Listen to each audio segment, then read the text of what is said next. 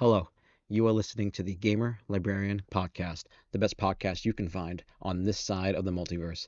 I am your host Adrian, and today I will be talking about the PS5 Pro, the return of Marvel vs. Capcom, and more. Afterwards, be sure to subscribe to be notified when future episodes are released, and show your support by liking and leaving a comment. Thank you for joining.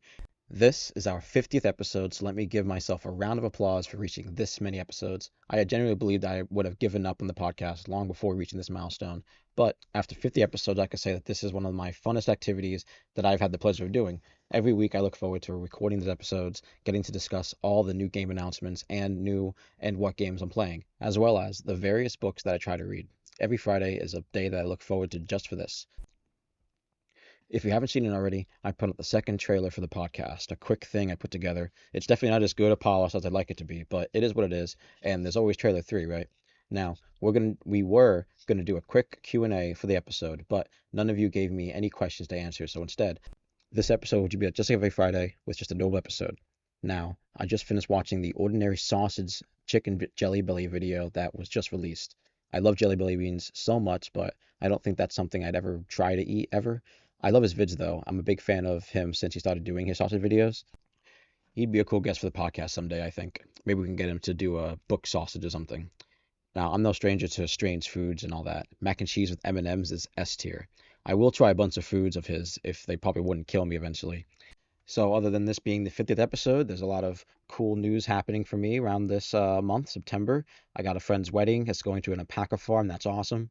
I'm currently in the midst of getting an apartment. That's pretty awesome. Should have that by the end of the month. And our 52nd episode will be our first ever special guest episode. Now, I'm very excited for this. This guest has been kind enough to spare some of her time to speak with me, and I'm just excited to share our thoughts on a lot of common topics that, we enjoy and stuff, and just, see where that goes. And that's basically all that's going to happen. I'm very excited for that. That's pretty awesome, at least in terms of my perspective and me having to do this for the first time as a podcast host. I think this is pretty cool. And yeah, we got a lot of game news specifically we could talk about. I know that Mortal Kombat 1 got a new trailer for Noob Saibot. I didn't watch that yet specifically, but I'm mostly just waiting for Ghostface to come out for Mortal Kombat 1. That's where I'm really gonna get back into that game specifically. I know that the expansion pass is called Chaos Reigns, and that comes out September 24th. So whenever that comes out, I'll probably scoop it up and try whatever characters come out at the time. But if Ghostface isn't on there at launch, it probably won't be as likely for me personally.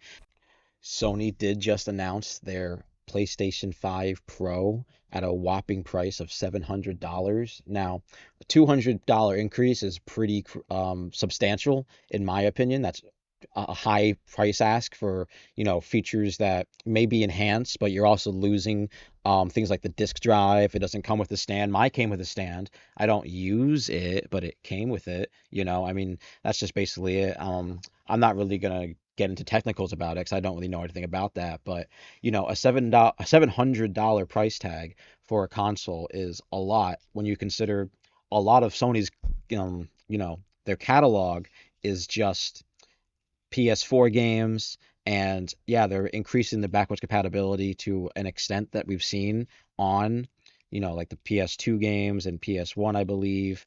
And, they're even getting the enhanced benefit of having Microsoft titles on their console now, which is pretty awesome.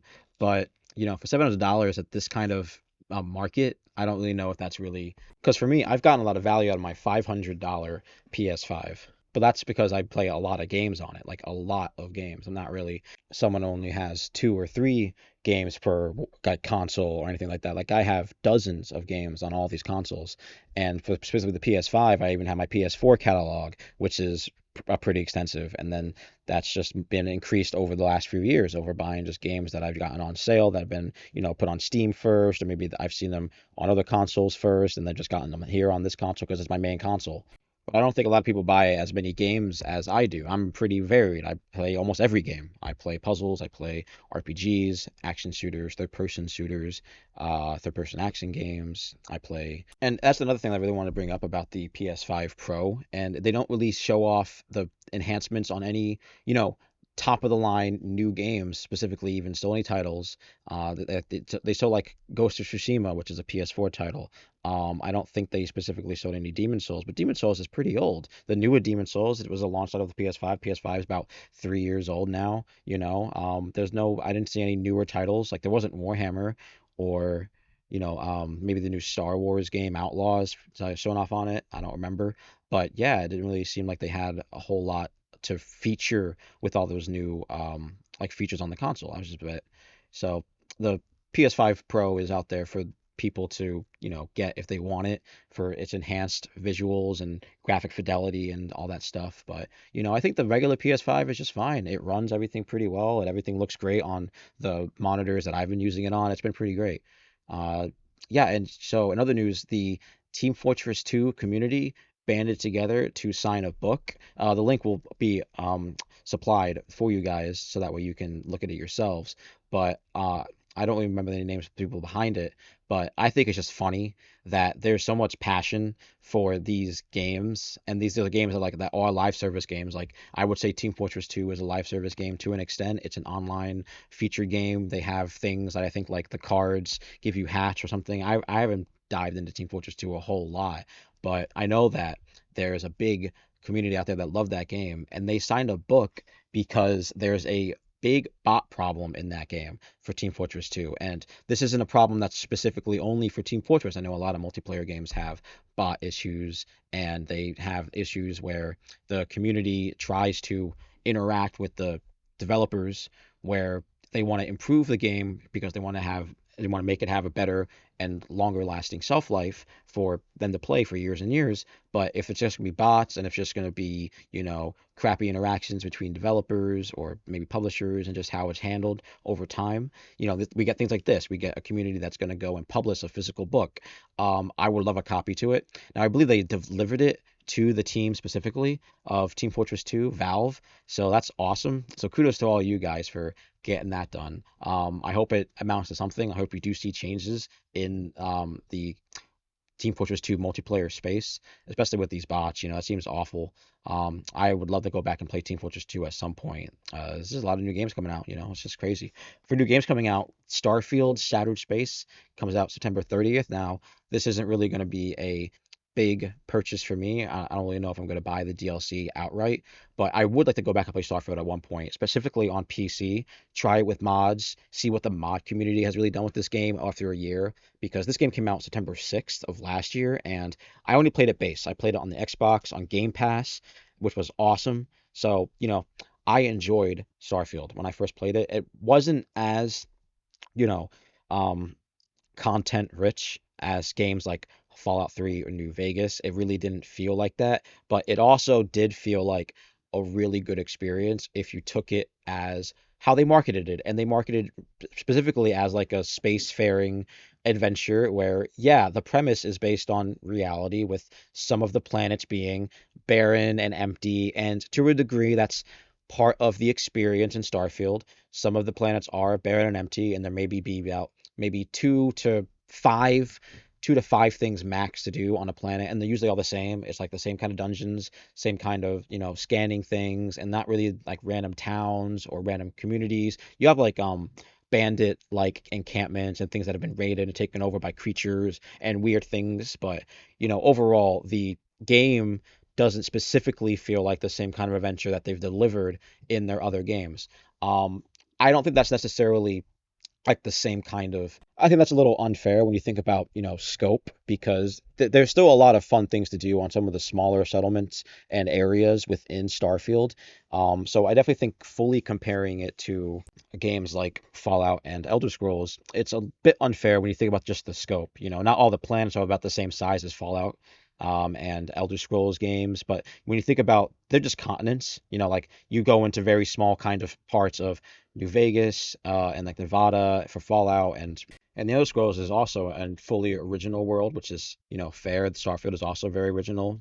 I do definitely think that Starfield had that passion and that kind of care that some of the other Bethesda games had gotten, but it maybe just not had been the same like quality check. It wasn't like the same vibes, because I've only played Starfield once, but I've played the other games multiple times, so I know that what different playthroughs are like. And with the Saturday Space expansion, I think it would be very nice to see what kind of different changes they add to Starfield. So I'm looking forward to that. They say they're going to have like 50 new locations in this expansion. I hope they feature more things, maybe like new powers. I know I didn't get all the powers in Starfield, like all the magic sci-fi powers you can get, and I didn't do all the like side quests specifically, but I did a good majority of that game. I have about 120 hours, maybe 160 hours in that game, at least from my first time playing. So I'm very looking forward to playing the game again. So I think it's gonna be really fun. Microsoft did announce earlier within, I think it was yesterday or today, Microsoft did lay off about 650 more of their game workforce staff, and Phil Spencer put out heartfelt sounding email or memo to the staff, which is feels like the bare minimum, but I feel like they maybe said they kept their jobs, or the industry's so weird with like the way it's going now, and I don't know what specifically positions they were taken out of. It could be marketing, it could be like advertising, it could be more internal like dev development or something like that. Who specifically knows? But their game workforce. Um, so yeah, I mean that's sad. We're still getting a massive amount of layoffs in the game industry. I'm sure a lot of other places are getting that. That's pretty upsetting. That's pretty awful. Um, on a better note, a game that I played a few years ago, I maybe have about 50 or so hours in it, is Frostpunk 2. That got a new trailer. And the first game was really fun. I like the premise. The premise is like the Earth is like in another ice age. I don't think the sun like went out or anything. I think the sun is still around. But there's the world is just covered in ice, and you build a settlement using like it's like a basic like city builder kind of game, and you build a settlement trying to gather as much energy to like supply like fire and heat and keep your people alive, and it was really fun. I remember the first game being really good, and the second game looks awesome as well. They put out an 11 facts trailer, and most of the facts are pretty basic. It's introducing you to the world and the game and how it works. They added things like factions, which seem really cool. I want to see how that game plays out. There's like political stuff too, with like the managing the city itself, your little settlement. That's in the first game as well, but it seems like they expand that a lot more now. And then now they have mod support. That was the 11th fact. I don't know how much mod support is for the first game, but having official integrated mod support, because we see it in the trailer, there's like dinosaurs and like flying dragons and stuff here. That seems awesome. I'm super excited. That seems really great. So kudos to Frostpunk 2 for coming out. I'm a big fan of the first game. Definitely go check out the second game. Come in the future. And yeah, I think we got to talk about some movie trailers because the Venom 3 trailer came out, and I'm a big Venom fan. I like Spider-Man, of course. And there's a big, what's it, like uproar on the internet now of who's going to play. No, I think people keep saying it's going to be Norman Reedus, which is cool. I like Norman Reedus. He's great in The Walking Dead. And I would like to see him play a villain. I would like to see him be in a more like charismatic antagonist role. I think he could do that. He was really good in a lot of movies. I think he's in one of the Amityville horrors, um, like the Amityville horror movies. I don't remember which one specifically, but I know he's in one of them. Or maybe I'm thinking of Kevin Bacon. I really can't remember. But yeah, Venom seems great. It looks like a fun movie. So I like the first two for the most part, now that I look back on it, because they're definitely like weird movies, but they try to be funny, and like they're funny, campy weird instead of like funny, bad weird. I don't remember cringing as much for like either of them. I really like the second one too. Like I think who played Cletus Cassidy, the dude from Zombieland did, and that was great. I liked him. I think it was a really fun movie. So I'm looking forward to three, and that comes out October 25th. There's a big uproar as well for the creators behind Null, the comic book creators of Null, getting paid. That seems, wild that they aren't made to get paid in some way for creating these characters. But I guess when you work for a company and you have to create things for the company owns the rights to that and you don't. So that's what kind of makes sense. It's just kind of weird how they don't have internal usage of that. Like how does that work? Like when a comic book character is made in a comic book, what does the artist do when they make the character? Do they tell the company like, yeah, you get all rights to this, like I sell my soul to you as soon as I work for you, that's it? Or do you like say like, yeah, if this comic book sells like X amount, then my royalties are X amount, and then even if like down the line I don't work at the company anymore, this character is used in a potential adaptation like a movie or a game or even a spin-off comic written by somebody else who gets the full rights to that. Dude, that's crazy. I don't even know what to say about that. I don't know how that works. Like if you're a comic book writer, like let me know down below what happens when you work at a comic book place or you're like in a position to create original characters for a company or a franchise. And like how does that work? Like is that in your contract how much of that character you own versus how much you like get like reimbursed for when they're used or anything like that? I don't even know. Um, I'll have to look that up later on, but that's super crazy.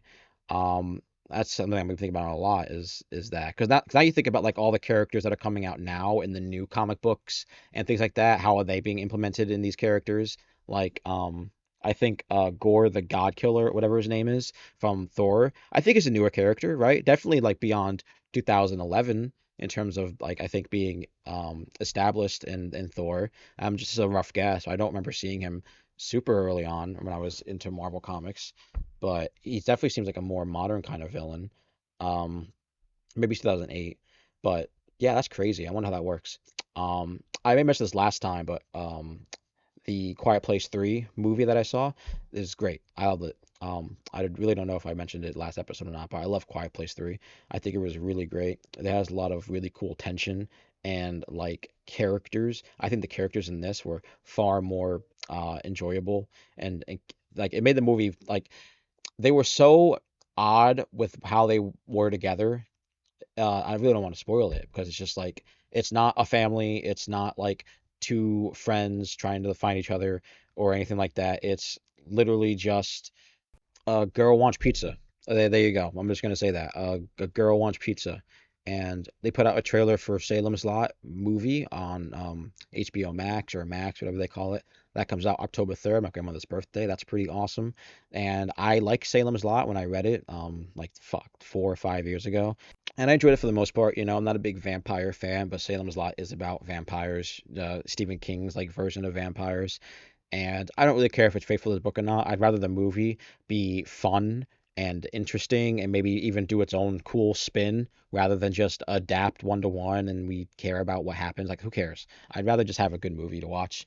So, yeah, that's about it for game news. There's definitely updates I could give you guys on the games that I've been playing. So, Space Marine 2, of course. I beat the story mode for that game. Phenomenal. One of the greatest like Warhammer stories I've gotten a chance to experience. I loved it, the perspective of Space Marines, and just you don't get any kind of introduction to how they're created specifically or like some backstory to these characters. It's literally just these are genetic soldiers, drop them on the planet, fight. It's some good stuff. I was a big fan of it. And then the combat is great. It's pretty fluid for the most part. I think maybe the parry and dodging system to an extent can make the game feel a little clunky or unresponsive, but the parry system is pretty generous if you do act, within the like the first few seconds of seeing the parries or the dodge stuff. So like you do have some time to react.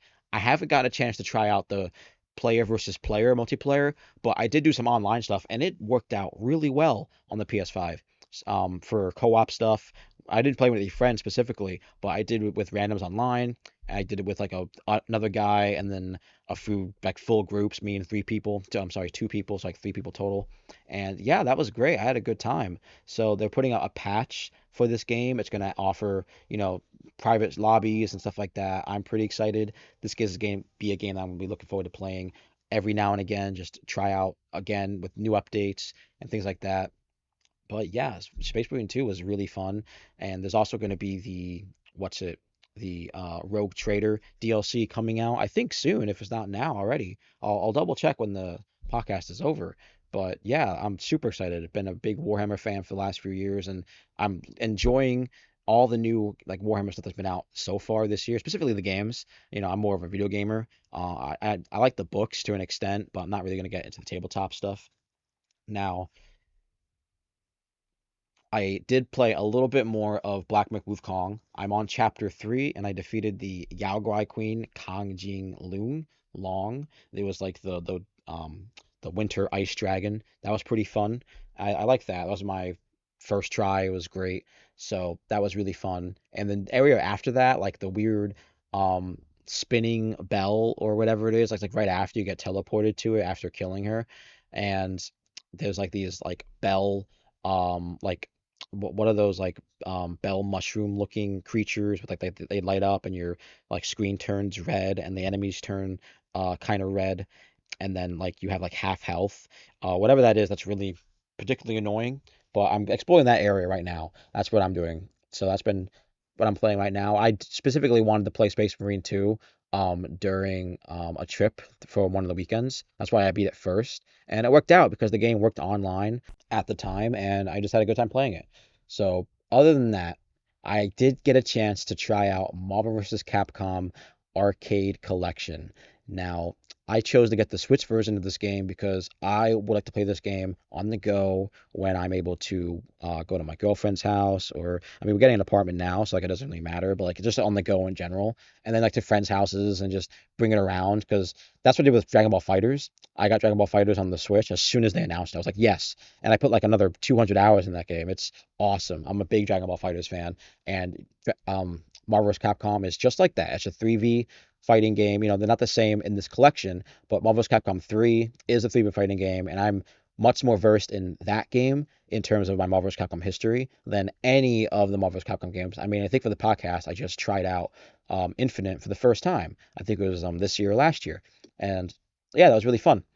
So I grabbed the arcade collection because it has a plethora of arcade classics that you can't play anymore. Specifically, that I'm mostly looking forward to is the Punisher arcade system. That's going to be great. I'm on what? Level 2. We beat the first boss. That's going to be great. There's a two-player mode where you can play as Nick Fury as well. That's awesome. So got the Switch version and I plan on playing it for quite a while. I'm hoping that maybe this means that we're going to get future ports of Marvel vs. Capcom 3 and hopefully Marvel vs. Capcom Infinite just in like a bundle themselves. They're pretty new in terms of like fighting game history, but they don't need to be remastered anyway. I'd rather them just be ported. And this might be good news for a potential, collaboration with Marvel and Capcom in the future for a Marvel vs. Capcom 4 or 5 instead of what I want to call Infinite. But yeah, there's all that. Last episode or so, we talked about Marvel vs. Capcom Infinite Beyond, which is something that Maximilian Dude is doing, which seems great. That includes a bunch of mods for Marvel vs. Capcom Infinite. So that's great. It just seems pretty cool. I do intend to try out the online of Marvel's Capcom Collection at some point. It's just, I think with Wukong, that's probably gonna be a little more of a priority. Marvel's Capcom is definitely gonna be a game that I just bring it with me, like when I'm just driving around and just, need something to do and like maybe at work, stuff like that. But on and off kind of gameplay. But I'm definitely excited to play all those games. I had never got the chance to experience Marvel's Capcom 2 proper, and there's even easy access to the skins and the unlockable characters, which is awesome. You just, they're already default on the game, but you can go to the menus and select how you want to select them. You can do like the original selection modes, I believe, and you can make it easy for yourself and just like go onto the edges of the character screens and they're just there. Like Doctor Doom's in one of them, or you I do plan at some point to at least finish one arcade run per game in the collection. That's just the goal of mine to try and do. The game even has like selectable difficulties that you could just turn up to full scale, like up to 9 or 10. And let me tell you, the base already is pretty difficult for me as the soft casual in fighting games. Just so it's pretty difficult for me right now on the Switch. And yeah, I'm just looking forward to playing more of that game. I'm enjoying it a whole bunch so far, and that's just going to be another fun thing for me to do this weekend when I get time. And for future games, there isn't really much that I'm specifically looking forward to. Dragon Age is something, but with it looming on the corner so soon, I was kind of hoping that it would just be delayed. And I don't know what to say. There's a lot of like tension about it because it's just a prominent game, I think, in gaming history and like what like gaming standards are. BioWare has such a huge pedigree of delivering bangers, and their games are so um diverse in how you can play them with like being an evil or good person depending on the decisions and those decisions transferring to those games. This game I think is is going to be pinnacle, and whether or not some other game developers follow in suit of like what these kind of games are going to be made for. Because like it seems like with Baldur's Gate, right? Baldur's Gate 3 is like the same thing. It's a game where you can make a character, you can almost have any kind of interaction you can do with based on the character that you have, like your background and your magic abilities, things like that, right? And then you make choices. You interact with people, you have them talk to you, you make decisions based on what they tell you, or other like means like your skill rolls, or maybe if you have a background stuff. Like there's a whole bunch of things that influence decision making and stuff like that in Baldur's Gate. And Dragon Age is one of the games that's built off of. You can feel that this game is inspired by things like Dragon Age Origins, things like that. It's just kind of the way it works. I would at least hope so, that they would take some inspiration from these older legacy games, and to see Dragon Age be in this kind of rock and a hard place between trying to be its own thing, because you can see that it's trying to be something that's not the same Dragon Age games, and but it's kind of just not being the same that people want, and being a game that is same and true to the old experience.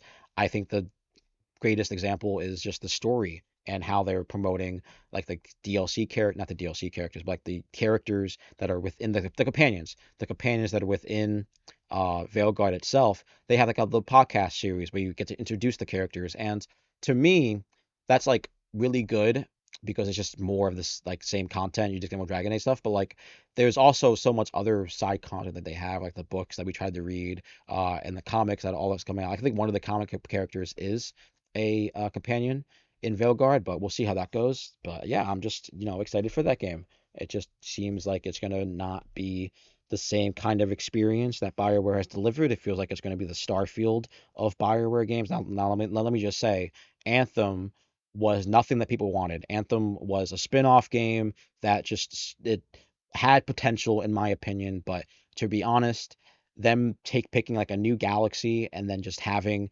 half of the races that weren't in the base game. That was the dumbest decision they could have made. That was the dumbest, those two, let alone the bugs at launch. Let's get off the topic. But yeah, I'm still a big supporter of BioWare for right now. If this game is not good, you will never catch me buying a BioWare or EA game ever again. Let alone Star Wars, let alone whatever else they make. I don't care. If they botch Dragon Age, it's over. It's over. I do think it's time that we talk about our sponsor, Dubby. Dubby is a clean energy drink that is made to give you focus with no crash, jitters, or angst like other energy drinks. We also have no maltodextrin filters and don't use artificial dyes. Dubby contains vitamins, amino acids, a nootropic, and 150 milligrams of caffeine. If you go to the link below and use coupon code GAMERLibrarian to get 10% off your order on things like drinks, powders, apparel, portable bottles, stickers, bags, and more. Dubby is an energy drink powder that is produced in FDA registered and inspected facilities in the United States. So I've been pretty slow on reading books lately, but I'm hoping for October I'm going to have a lot more books read to share for you. Some for the first time, some that I've read before, things that are going to be pretty spooky. But for now, I'm continuing with my run of the JoJo manga. Now I reached volume 100, which has been very fun. I think volume 100 just starts after chapter 72, which was like Ticket to Ride, and like they're fighting on the train and they're trying to save Lucy, who's pregnant with Jesus. Yeah, JoJo takes a wild, wild ride. There's like the world resetting, and now Jesus is alive, not alive, but like he's around and he's in America, like his corpse is in America. It's crazy. It's so wild. I will say the backstories for Gyro Zappelli and Johnny Joestar, I like them. I like them a lot. I like their character dynamic. They're pretty fun. Johnny's like spinning fingernail stuff is crazy. That's weird. But so is Gyro's, spinning balls. And we even had another character similar to Gyro Zappelli in terms of like the spinning ball stuff, which came. His name escapes me right now. But yeah, it's been pretty fun. Rip Sam Steele. I'm pretty sad about that. Hoping he makes it or makes it through. We are about towards the end of Steel Ball Run, at least. I looked at the wiki just to see where volume 100 was, and there's only about 4 more volumes until the end of Steel Ball Run. So by the time that I talk to you all again, we'll be on part 8, which I think is the JoJo Lands, and I think it's JoJo Land. I might have it mixed up, but yeah, that's where we'll be, which I'm excited for. Now, in other news, I did make a character for the JoJo tabletop RPG. This is a game that my friend is playing for us, like hosting, DMing, or whatever they call the DM within there. And this was most of the reason that I wanted to start reading JoJo was because we were doing this game. And now that we just did session 0 and we have some pretty good establishment with the party members, I have my character created, which is going to be awesome. My character stand is named Juice World, inspired by obviously Juice World, and this character can suck up juice out of things that he takes from straws and stuff. It's pretty wild in my opinion, so I'm excited. And other than the JoJo game, I am also part of my friend's Elder Scrolls tabletop game where I'm playing a monk Khajiit named Jadato, and we've gone to not Elder, Skyrim, we've gone to Cyrodiil, and then we've gone to Elsewire. We're now leaving Elsewire and going into Valenwood. Now, Valenwood, as far as I know, is an area we have not seen in the Elder Scrolls game, so it's going to be all original from here on out. Similar to Elsewire. I think Elsewire you can go to in um, the Elder Scrolls Online game. So there's some pretty good reference for that we've been going through. So yeah, these have been really fun games. Love tabletop games. Hoping to do something involving, tabletop games in the future with the podcast and all that. But, we'll see what happens. So other than that, we have been reading One Piece. There's been a new chapter that came out last week, and I missed it for the podcast just because I think it came out like literally the day before, and I just had missed it. So it's chapter 1125. It always makes me laugh to start saying that about manga when you have like 1,000 chapters. It always makes me laugh. Yeah, maybe it'll end at like 1,200 or so. I don't think so, but we're just starting now the Elbaf arc, and this chapter was just a basic update on the chains of like power that happened now that Saturn is dead. That's confirmed. We have for Garland Garling, who is the new warrior god of science, and he's I saw an article from I literally have it right here from Game Rant saying that he's based off of the astronaut. If I can get to the right, yeah, he's based on the astronaut Yuri Gagarin. So I don't know how authentic that is, but yeah, he is based on a real character. And so I guess the rumors are true. We're going to the moon. This guy's face even looks like a moon. His hairstyle looks like a crescent moon, which is wild. One Piece is one of the greatest manga of all time, and every week I get to talk about a chapter of it. I'm just so excited. I wish there was just more and more of it to absorb. Hopefully, in my opinion, I want a fighting game similar to like Marvel's Capcom or Dragon Ball FighterZ, just something like that anime kind of style, that cartoony stuff. I think it'd be really great, especially like a 3v3 kind of fighting game. It'd be awesome. Not in like the 1v1 arena games like what was it, Jump Force that came out, or any of the Naruto games, or even the Budokai Tenkaichi games, or like Sparking Blast or anything like that. I don't really want a One Piece game like that. I'd rather it just be like a 2D team-based fighting game. I think that's the best way to go about it.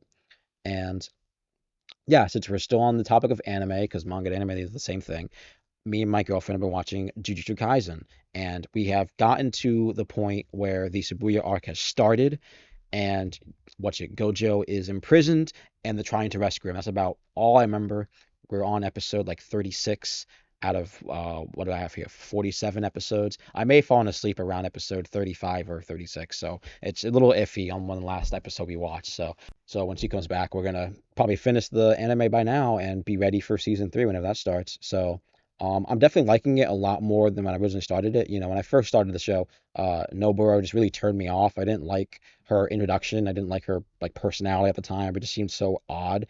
And that was like when like the show's like jokes and stuff started to play into like the main story. And it's like this character's like just goofy. But I changed the style, like my opinion of it because of the style. So I definitely like have a better opinion of the show now. I still think it's just like a Naruto clone. It's just like somebody could just write Naruto quicker and in a better fashion. That's literally what it feels like. You have the teacher, the 3 students who has like a bandana and his eyes are weird and it has a sad backstory, which is literally just the movie Zero to an extent, as far as we know. We don't know a whole lot, but that's basically the backstory. It's just like he, didn't do a good job of protecting this guy, and now his friend is evil. That's not really what happens, but like his friend is basically just like Sasuke. He's the Sasuke of the show. He's like the betrayer of the curse user group and all that stuff. It's just like it just feels like it's just Naruto, but for like a more modern audience, especially like because it takes like place in the real world and stuff.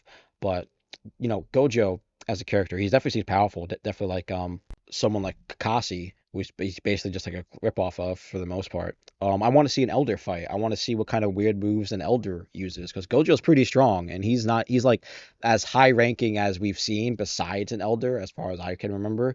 I would definitely like to see what kind of moves Elders have in terms of dealing with these curses and all that stuff. So yeah, there's a whole bunch happening in the Jujutsu Kaisen show right now, but I did saw the movie Zero. We talked about that a little bit. Even since season two isn't over, I might still say Zero is my favorite out of like the three available Jujutsu Kaisen like main media out there, just because like I like the story of it. I really like Yuta and Rika. I like their overall like story, and I would love to see Yuta more, but they kind of hinted him around season two. So who really knows what he's doing right now? So yeah, I just like think it's gonna be crazy. And also, I really want to know whose brain is in Gato's or Ghetto's, so, the villain of like season two, the best friend of Gojo. I would love to see what the demon or curse is like that's possessing him, because that was such a weird turn, especially because like how he turns evil. You're not getting a whole lot of information with like the Jujutsu Kaisen series, especially because like the flashbacks are from season two play into the movie, and you got to watch the movie to maybe get a little bit of context between Gojo and Geto or Gato. But yeah, other than that, it's been pretty fun. I may do the manga as at some point, maybe to get a more streamlined like edition of the story. I wouldn't know how much is 1-to-1. I'm not really gonna look it up until I finish the Jujutsu Kaisen show. But yeah, it's been really fun so far. I'm glad I didn't write it off completely. I'm glad, Hannah's, brought it up to me and we got to experience together. It's definitely more enjoyable watching it together than just like by myself when it originally came out, like maybe 3 years ago, like 2020 or 2019. But yeah, it's definitely been really fun. That's a really good show for right now. But until the ending comes out, and I know season three is like coming out, and that may be like all that you have to have for the manga. Like they're probably gonna adapt whatever's just there and be done with it. But who knows? It's been all right. Yeah, that's basically about it for the podcast. So, we talked about the anime we caught up on and all the games coming out. There's a whole bunch of stuff. So this is our 50th episode, guys. Can you believe that? I think it's crazy. It's just it's gonna be another year of doing this. Maybe we'll hit 100 episodes at some point. It's just gonna be like I think it's just crazy. I'm looking forward to all the new gaming news coming out. Like I think there's Tokyo Game Show. It might be soon or some other gaming conference, but definitely Game Awards to look forward to. I'm super excited. Yeah, that's gonna be awesome. Dragon Ball is gonna be awesome in October. We're gonna be having a great time. So, this has been episode 50 of the Gamer Librarian Podcast. Be sure to subscribe for updates on future episode releases. Leave a like and comment on what games or books I should talk about in the future. Thank you, and see you next time.